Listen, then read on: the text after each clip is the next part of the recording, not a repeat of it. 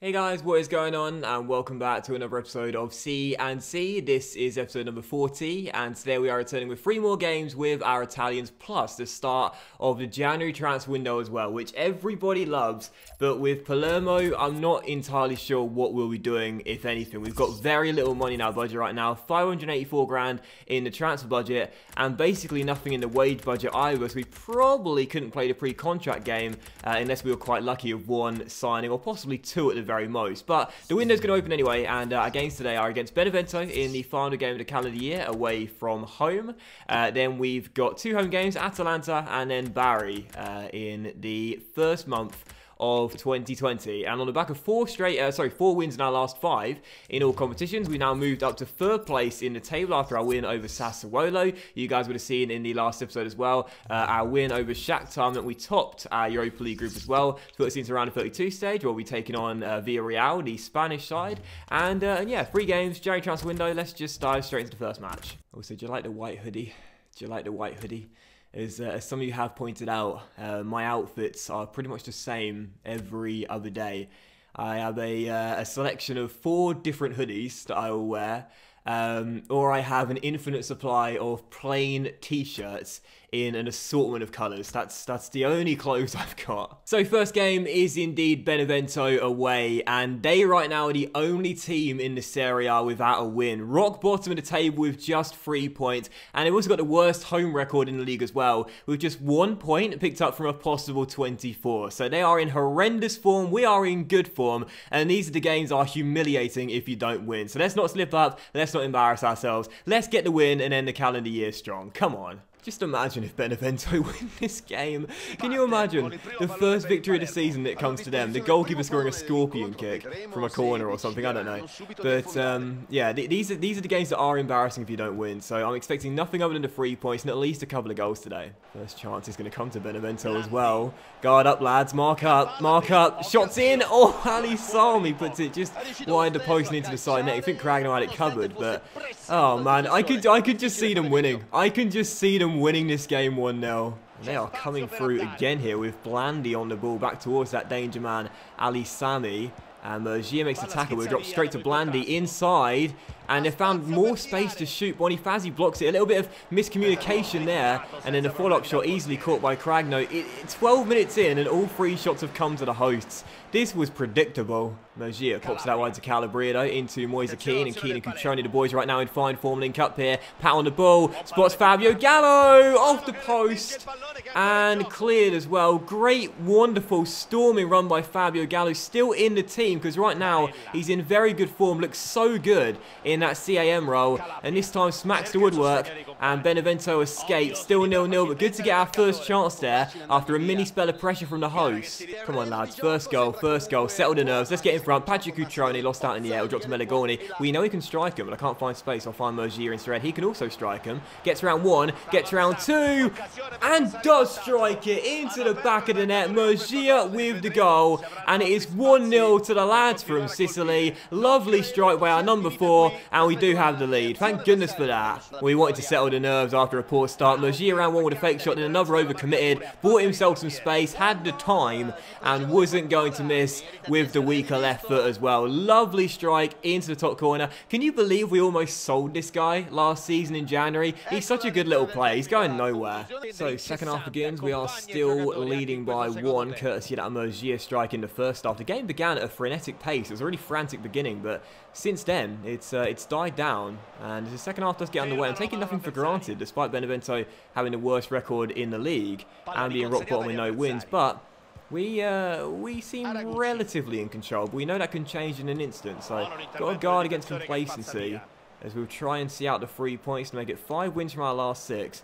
As we look to end the calendar year strong. Fabio Gallo leaves his man in the dust and rolls it through to Pat.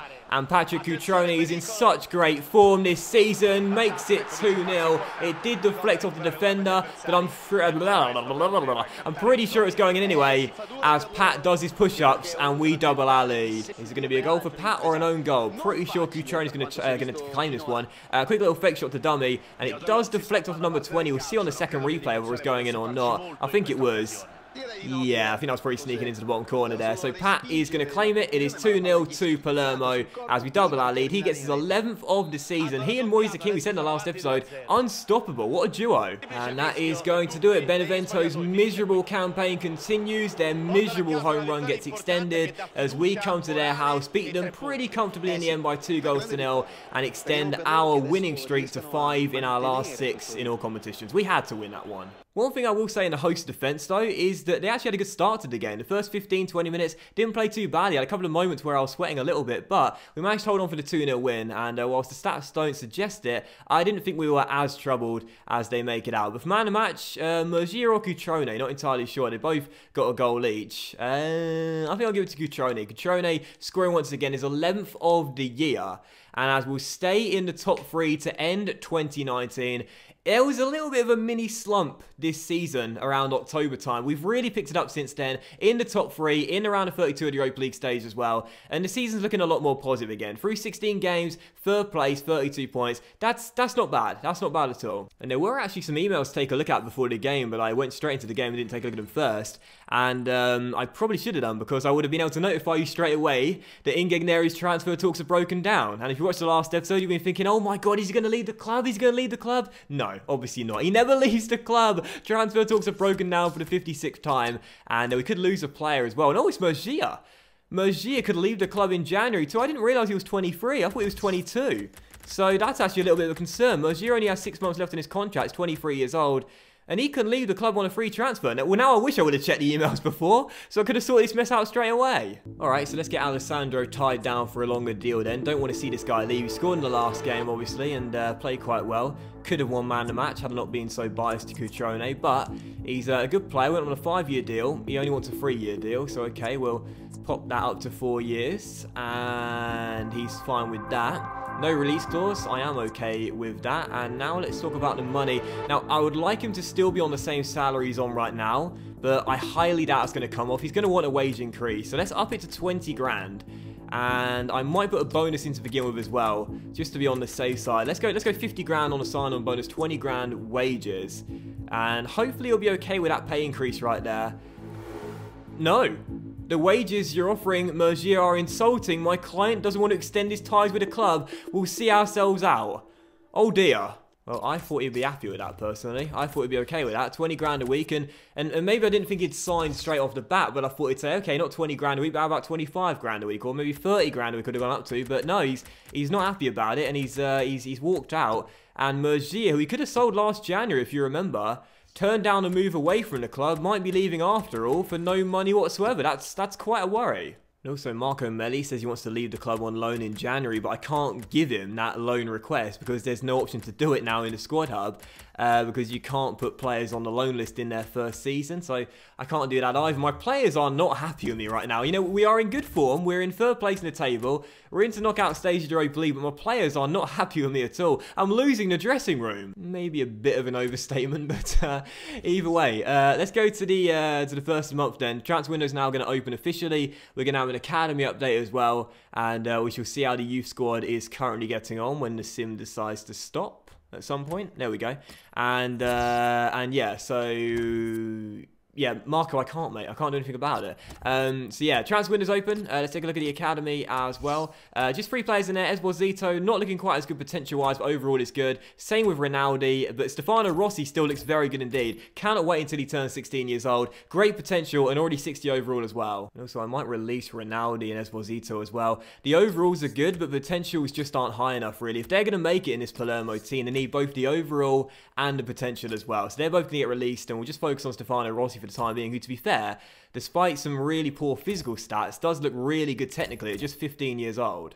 Just before the Atalanta game, a few more emails here. And the board have just said Capone, future at Palermo. He's on. When was Capone unsettled? Right now. He wants to go out on loan. And Marco Melli, I love the board is saying, they said the same thing for both players. Good morning, we feel you need to deal with the fact that Marco Melli is unsettled. I can't do anything. There's nothing I can do. I can't add him to the loan list. There's nothing I can do. I bet I'll be able to now that we're in January. But I don't think I'll be able to, will I? No, I can't do anything. There's nothing I can do. I can't add him to the loan list. I can't add him to the transfer list board. I'm sorry, but take the appropriate action. What action can I take exactly? Nothing. So that's kind of annoying. But also a scouting update here from our Portuguese scout based in Italy. And we will reject this guy. We will continue scouting on Lorenzo Rinaldi. This guy could be quite good. We'll continue scouting him as well. Same with him. We shall reject him, no. We shall reject him. His overall's going to be far too poor. Reject him as well. We'll reject him as well. We'll reject him as well. Oh, this is a horrible youth scouting update here. He's not too bad, though. And we'll reject him as well. However, at least we can loan out Capone. FC Groningen want to take him on a 1-year deal.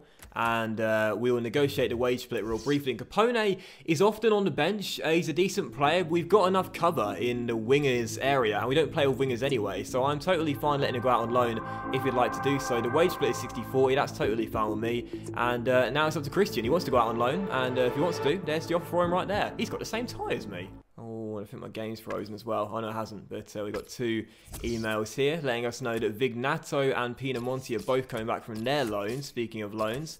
And that is, of course, our striker, Pinamonti, who we actually don't have that many registered strikers here. So that's kind of good to get the squad depth there. And Vignato, the young Cam, as well. So that's good. But I want to see if I can talk to what's-his-face, Mergier as well, because I need to get this sorted right now. There's still 3 weeks left in the transfer window. He can leave at any point he wants to. So can I please negotiate a new contract with Mergier, because that needs to be done. We need to get... Oh, God, he's approached by Southampton. No. No, no, no, no, no, no, no, no.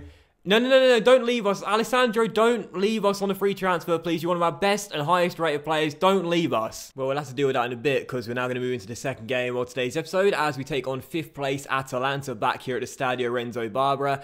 5 wins in our last 6 in all competitions, in really good form, still in the top 3 right now. And same team and same formation as our lineup to beat Benevento by 2-0 as well. So let's get another win and keep the good run going. And Murcia, don't let this be your final appearance for the club. Well, it wouldn't be anyway, because it would be a pre-contract, but still, don't leave us. Barreca to Calabria. And Calabria to Melagorni. Now into Fabio Gallo's feet. And now Barella on the ball. Has a man out wide in Antonio Barreca. With the ball roll into Pat as we play some nice football here and try and find an opening. Fabio Gallo to Melagorni. Man out wide is Calabria. Calabria takes it in his stride and wins a penalty as well. 20 minutes in, not too much going on in this first half of the first half. But some nice football there, open up some space. Calabria tripped up, definite spot kick. No doubt about it, definite penalties. He's clipped on his heels as he's going past the number 3. And a chance here for us to take the lead. The question is, who's going to take the penalty? Keane or Cutrone, who both right now have scored 11 goals for the season. Keane has stood up to take it. Who's got a higher rating, I wonder? Who's got a higher rating in this team?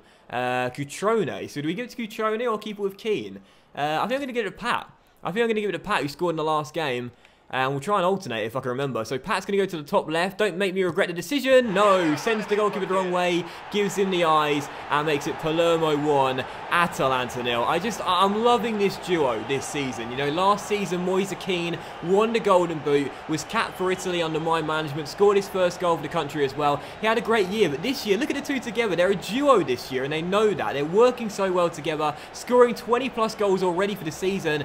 And we're not even at the halfway point. Cutrone stands up, sends the number 12 the wrong way, and gives Palermo the lead. This is the first season where they've been a duo that have been consistent all year long, and I absolutely love it. In Season 1, Keane started off really well, then he fell apart after the injury. In Season 2, it was all about Moise Keane and not Cutrone, but this year they're working so well together, and Patrick Cutrone is looking so much better. This is his best year in a Palermo shirt by far. So second half begins, we still lead by 1. Melagorni finds Keane, and could double our lead straight away here. Moise on the ball on the turn. He's going to need a teammate, so goes back to Mergia.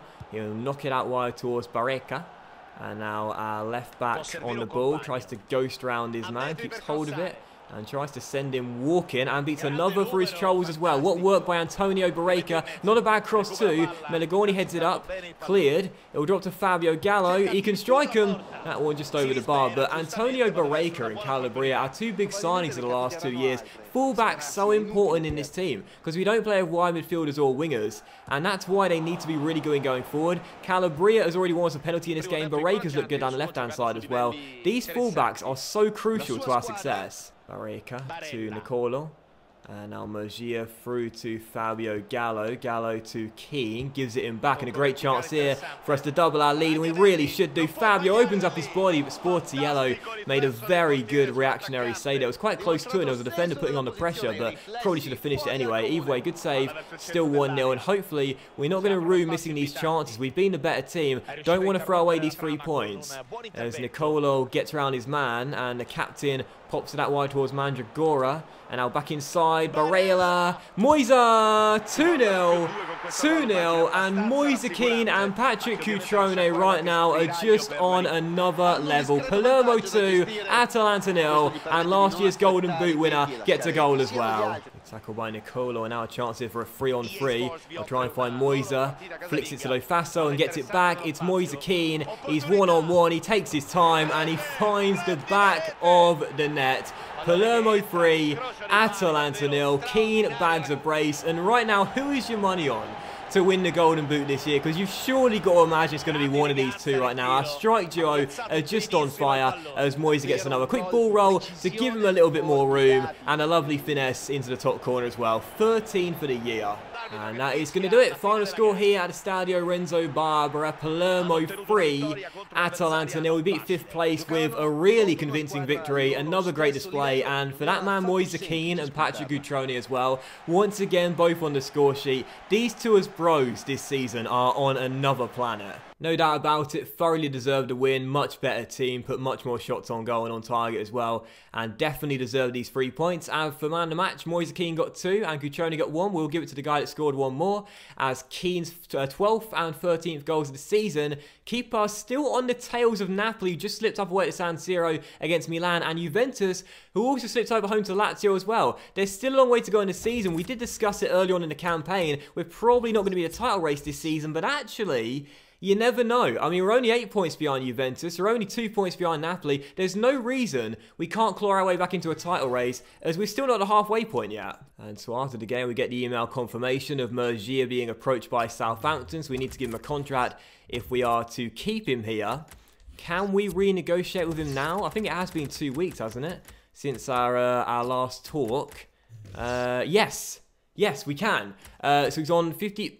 We can't afford that. So he wants... No, that can't be what he wants. No way. We can't give him 53 grand a week. We can barely give him 15 grand a week. Right, well, let's just adjust the budget, because if we do this way, we won't have to give him a bonus at all, which is really, really good. The most we can afford is £27,974. So we may as well go for it and see if we can convince the guy to stay. Quickly go to the squad hub here and try and get this guy down, tied on a maybe 3-4 year deal, whatever the chief exec can do. We can't go to 53 grand a week, so forget that. We'll start the contract negotiations off at 23 grand a week. We won't go higher than 28 grand a week, so that's all we can do anyway. And we shall see. No, they're not accepting an offer between below 35.5k, which means that Murgia is probably going to go. He's probably off to St Mary's. And that is such a shame, man, because I really like this guy. I know last year we were in the business of possibly selling him, but we can't convince him to sign a contract on what we've got right now. We can't sell any of our players for money to raise the cash either. And it looks as though Murgia is playing his final year's worth of football here at the Stadio Renzo Barbara. It's such a shame. He's really good now, technically. And as Capone has just been loaned out, I missed this. But there was a loan offer for Vignato as well, who just came back from Chievo Verona, who I thought was the loan he was on before, wasn't he? But either way, we'll quickly do this negotiation here for Vignato with the wage split, and I'm fine loaning him out. And we shall... Oh, our wage budget... Oh, you know what I could have done? I could have waited and then waited before once I've loaned out, because you just loan out Capone, and if I loan out Vignato as well for around this, we'd probably have just about enough to give what's his name, Murgia, a new contract on what he wants as well.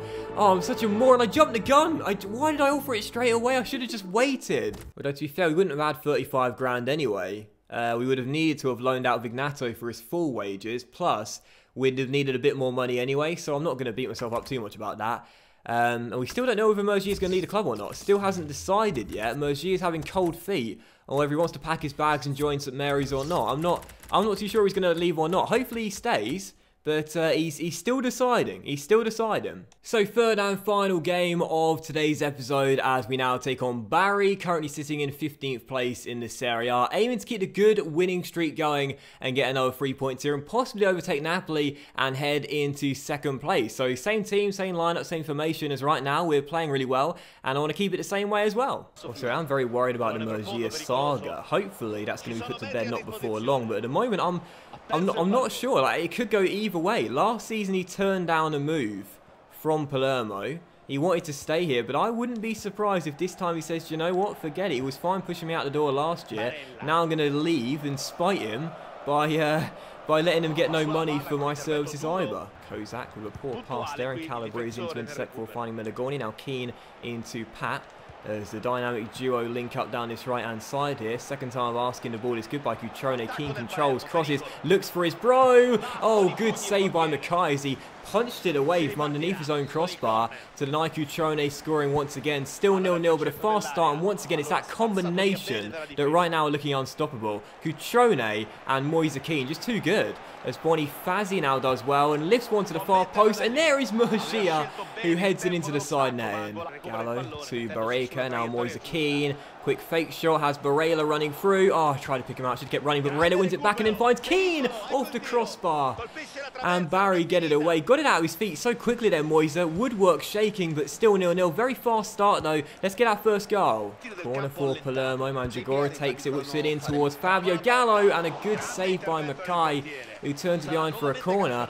Right now, we are on top. We are peppering that goal with shots, and we just can't find a breakthrough. Second time we put the woodwork. This time, Murgia hitting it with a post. Hitting it with a header.